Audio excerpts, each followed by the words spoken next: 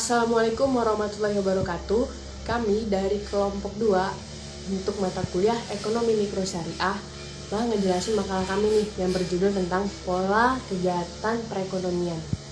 Nah, sebelum kita menjelaskan lebih dalam, jangan lupa ya buat subscribe, like, and comment.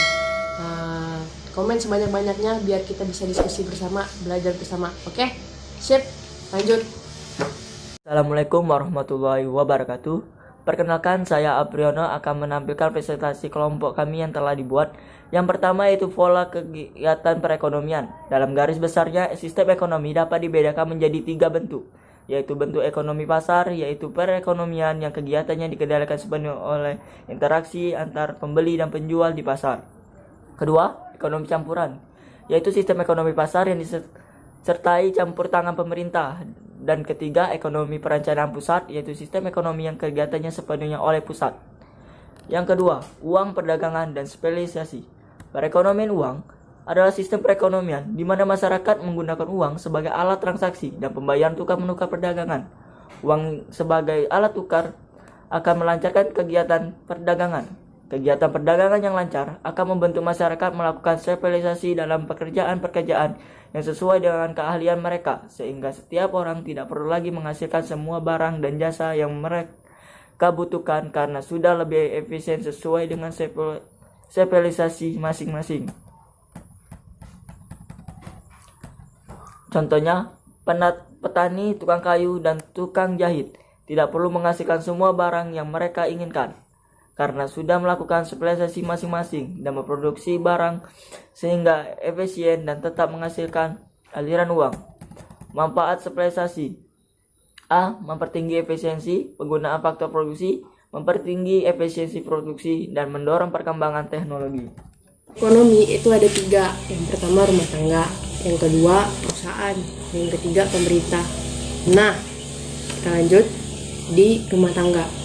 Rumah tangga itu sebagai pemilik berbagai faktor produksi yang tersedia dalam perekonomian, yaitu seperti tenaga kerja, tenaga usahawan, barang-barang modal, kekayaan alam, dan harta tetap.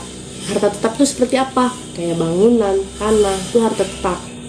Untuk mencari pendapatan itu pendapatan itu digunakan untuk membeli barang dan jasa, dan untuk disimpan atau ditabung.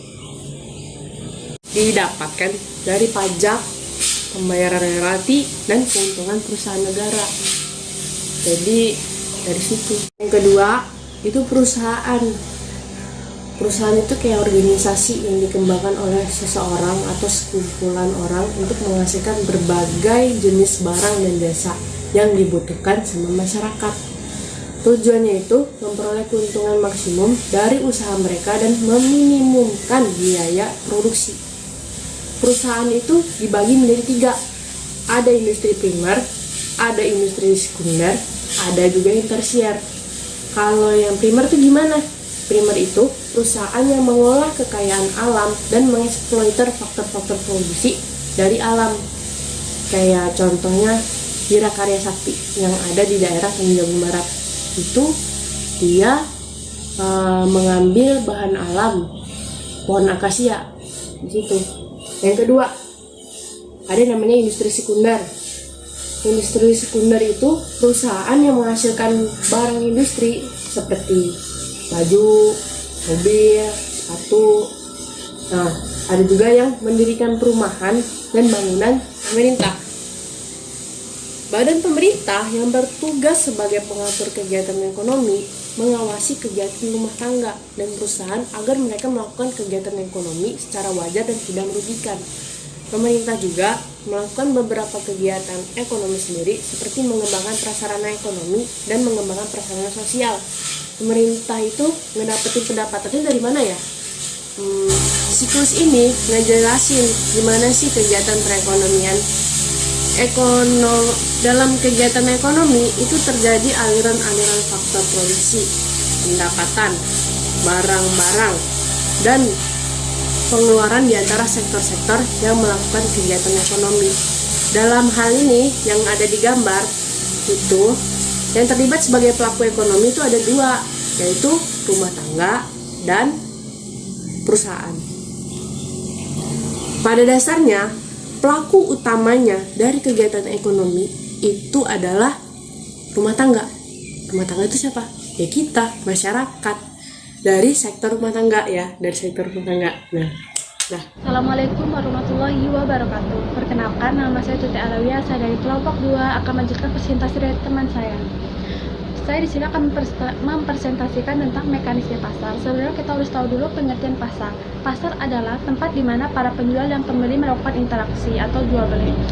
Dan mekanisme pasar adalah suatu proses penentuan tingkat harga berdasarkan dari kekuatan permintaan dan penawaran.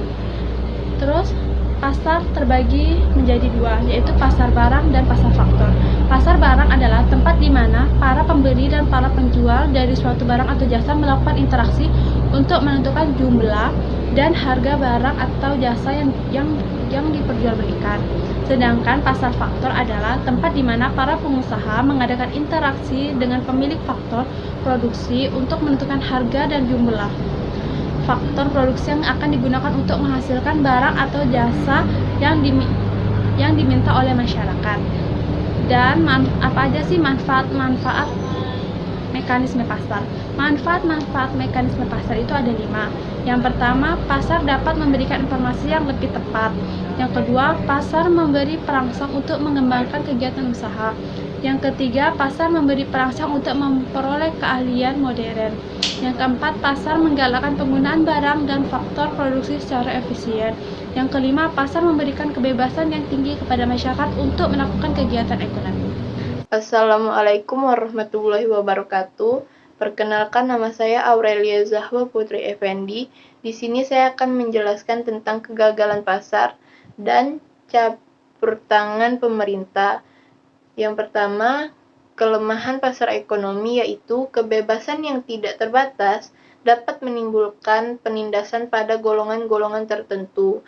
Yang kedua, kegiatan ekonomi tidak stabil keadaannya. Yang ketiga, sistem pasar dapat menimbulkan monopoli.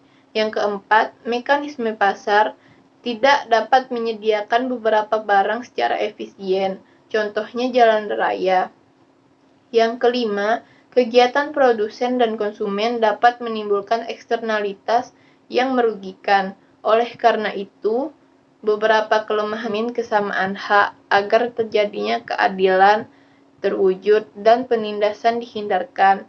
Yang kedua, pemerintah menjaga agar perekonomian tetap tumbuh dan terus berkembang dengan stabil dan teratur.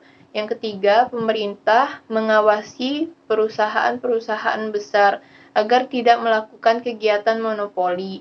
Yang keempat, pemerintah menyediakan barang bersama seperti jalan raya itu agar terciptanya kelancaran ekonomi. Yang kelima, pemerintah mengawasi agar eksternalitas yang merugikan dapat dihilangkan atau dikurangi dalam masyarakat agar masalah berkurang. Kemudian bentuk-bentuk campur tangan pemerintah. Yang pertama yaitu membuat peraturan-peraturan. Yang kedua, pemerintah menjalankan kebijakan moneter dan kebijakan fiskal. Dan yang terakhir, pemerintah ikut serta dalam kegiatan ekonomi secara langsung. Sekian, terima kasih.